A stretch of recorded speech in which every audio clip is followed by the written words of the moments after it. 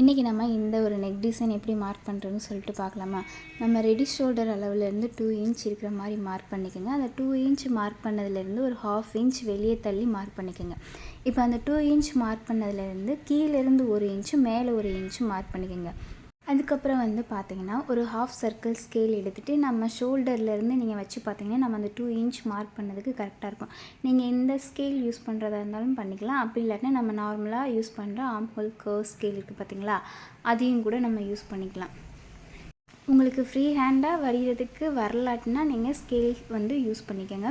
அதுக்கப்புறமா பார்த்திங்கன்னா கீழே அந்த நெக்குக்கு பார்த்திங்கன்னா இதே 1/2 சர்க்கிள் ஸ்கேலை வச்சு நான் ரவுண்ட் பண்ணிக்கிறேன். நீங்கள் ரவுண்ட் நெக் பண்ணுறதா இருந்தால் நீங்கள் இந்த மாதிரி பண்ணிக்கலாம். அப்படி இல்லாட்டினா சில பேர் ஹார்ட் ஷேப் பண்ணுவாங்க. அதுக்கேற்ற மாதிரி நீங்கள் மாற்றி மார்க் பண்ணிக்கணும்.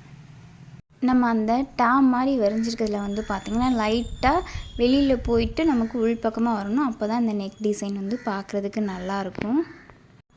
நம்ம மார்க் பண்ண இந்த பிளேஸ் நல்லா ஷார்ப்பாக இருந்தால் தான் நமக்கு ஒர்க் பண்ணுறதுக்கு நீட்டாக இருக்கும்.